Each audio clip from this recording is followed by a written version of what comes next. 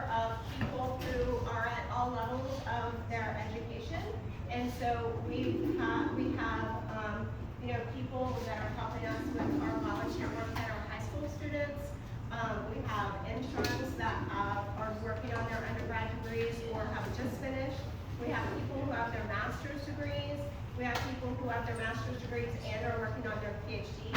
And then we have one old lady who's been doing this for a couple of decades now. And so that means that, some of these projects have developed within the last few months. And some of the projects have been, worked on and thought about for 20 years. And so you'll see a lot of variation in sort of the depth at which we can go because, we've had different amounts of time. Another thing that I wanted to say is that I really love my group, and I think that all of the work that we're doing is really interesting. I'm a little biased. But anyway, so with that, I would like to introduce Mikayla Bell. She's been working in collaboration with us and with Tom McCredden and Leslie McCredden at the Great Florida Shellfish Company. And so she will start today's presentations. Okay. Is that okay? Can everyone hear me? Yeah. Make sure that works. Okay, hi everyone. My name is Mikayla. I am a research intern for Florida Oceanographic Society, but also the Great Florida Shellfish Company as well. These organizations have partnered together to help work on this project of the reproductive biology of the cross-hatched Lucinid clam, scientific name, Dinolita quadrisulcata. A quick introduction onto who this clam is. This clam can be found in the Atlantic Ocean from North to South America, also in the Caribbean, and can be found in the southern Indian River Lagoon as well, which is where my field site is located near the Stewart Sandbar. So right here's a little map. This is South Hutchinson Island, and the red star marks the spot where the field site is located, where we collect these clams. These specific species of Lucinid clams are highly understudied. To my knowledge, there is not one single publication that solely focuses on this specific species of clam. You're going to hear me say the word Lucinid a lot, so I want to go over what a Lucinid is and why they are important. Lucinids are clams that host bacteria within their gills. They have a symbiotic relationship with this bacteria. The bacteria creates byproducts of organic matter within the sediment. Organic matter that forms in the sediment can be anything from dead seagrass to animal waste, but this bacteria is able to break down that organic matter to help feed this clam. And why that is important is because it helps seagrass as well. When seagrass goes under stressful environmental conditions, such as algae blooms in the water, it can block sunlight from being able to penetrate the water, which limits photosynthesis for the seagrass, which creates a lot of different issues. However, when these clams are present, it can alter that sediment chemistry to make the conditions a little bit more favorable for the seagrass. So the idea is that we can use these Lucinid clams in restoration projects and seagrass research to help benefit seagrass. However, the knowledge gap is, as I previously said, we do not really know a lot about this specific species of clam, so we do have no idea how they reproduce. The question is, how do these clams reproduce? To be able to understand how these specific species of clam reproduce, we have to focus on how clams reproduce in general, and that's by two different methods. One is broadcast spawning, which is going to be the diagram on your left, my right, this diagram right here. And how broadcast spawning works is that the male and the female clam will release their gametes in the water, they will mix and then form baby clams. Versus brooding, which is a different technique, the male clam will release their gametes into the water, the female clam will ingest it and internally fertilize that egg. She will then form an embryonic sac within her own body and then push it out. This specific paper was the species of Lucinid that attached their embryonic sac to seagrass blades. So you can see it right here on the seagrass blade. So those are the two main reproduction methods when it comes to clams. Which brings me to my first research question. Break it down. Do Dinolita quadrisulcata clams broadcast spawn or do they brood? So I started out with broadcast spawning because that's the most common way that clams typically reproduce. And I utilize aquaculture methods that the great shellfish company uses, which is shock trials. Essentially what you do is you put clams on a spawn table and you manipulate water temperature and salinity to induce that spawning of the gametes. After multiple trials of this, we were unsuccessful, so then we tried strip spawning, which is where you manually strip the sperm and the eggs from the clam and put them together to hopefully create fertilization. This also was unsuccessful after multiple trials with these clams. Then I asked myself, okay, how can I prove 100% that broadcast spawning is not how these clams are reproducing? We have to look a little bit closer at the actual gametes themselves. After reading in some literature, I read that different scientists utilize the measurement of the eggs from the clams to identify if these clams were broadcast spawning or if they were brooding. Because broadcast spawners have smaller eggs and brooders have larger eggs.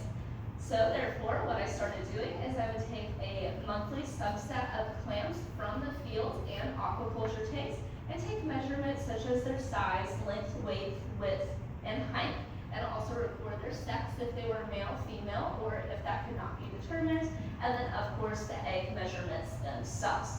And the results of this was really, really cool. These clams, specific species of clams, their average egg diameter size was 170 micrometers versus brooding typically is 90 to 300 micrometers, so they're within that breeding characteristic range, versus broadcast spawning is 50 micrometers to 90. So they're well within that brooding range. Here are several pictures I took on the dissection scope here at the Coastal Center. You're going to see two different lines in these pictures. The smaller line is going to be the egg diameter size itself, and then the larger line is going to be measuring the gelatinous membrane that goes around that egg, which is characteristic of Lucinids themselves. Also, something that was really cool is earlier I mentioned brooding forms embryonic sacs within their body. So there's going to be larger than the egg sizes themselves.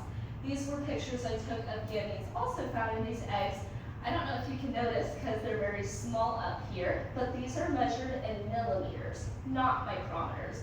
Millimeters are much bigger than micrometers.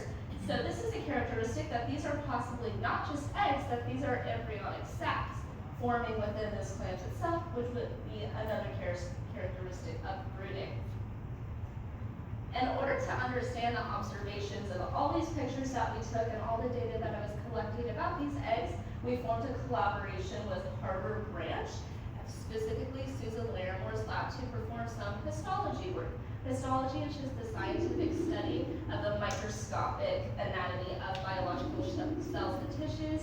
With this collaboration, we hope to understand the gonad structure that is holding these gametes and to understand the process of gamete development itself. When speaking about gamete development, you have to ask yourself, is this what the gametes look like all year long? Or is this what the gametes just look like in this specific season? Which brings me to our next knowledge gap. When are these specific species of clams actually reproductively active? Do they just hold these gametes at certain times of year, or do they hold these reproductively active gametes all year long? Which brings me to my next research question is, what happens in their environment that could possibly trigger reproduction within these clams? So you have to study the environmental cues in their environment that help trigger that reproduction. So what I did for this is I took 10 years of water quality data from January 2016 to April 2026 from the Erlon Water Buoy Station in the Southern Indian River Lagoon. That's how it works. And I used RStudio to graph all of this data for all of these different variables. This is 9 different variables up here, so I'm not going to show you all of my graphs for 9 different variables. For the sake of my 12-minute presentation, I am going to focus on showing you guys the results from salinity, and we'll talk about which variables I found most important towards the end. But this is one of the graphs that I made. Again, this is going to be for salinity, and this graph is really interesting because each line shows each individual year. For example, we can see in 2017, there was a huge drop of salinity in October, which is most likely a result of Hurricane Irma hitting the Florida coast in September. I also made an STL decomposition of each of these variables. This is a lot to look at, so for the sake of the presentation and the most important of these graphs, I'm just going to focus on this right here, which is the seasonality. This shows us, okay, from those 10 years of data, this is going to be the average trend that was experienced for salinity in the southern Indian River Lagoon. For example, we know that every winter there's a huge increase in salinity, and then as we approach the summer, there's going to be a sharp decrease for salinity.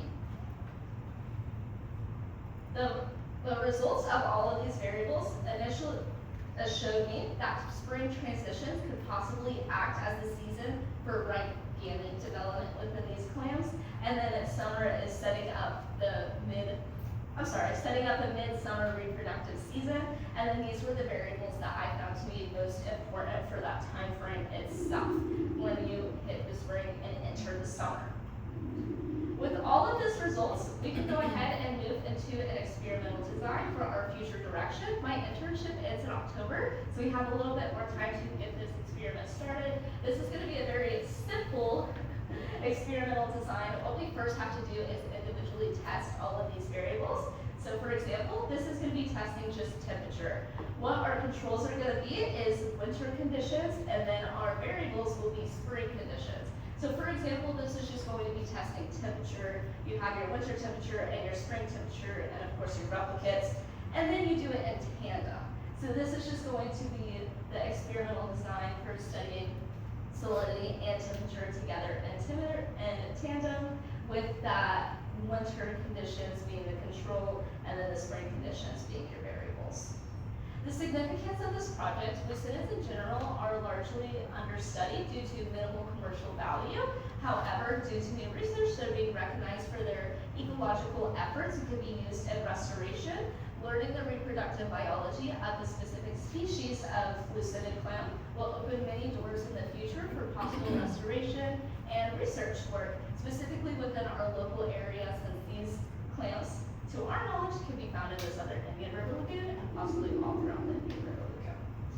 I want to thank you to Dr. Kristen McCoy and Nathaniel Lynn for helping me throughout this project. You guys have been so much help. I also want to thank the Great Florida Shellfish Company for allowing me to use their facility for this project, and I also want to thank Tetra Tech for making this internship possible. Does anyone have any questions for me?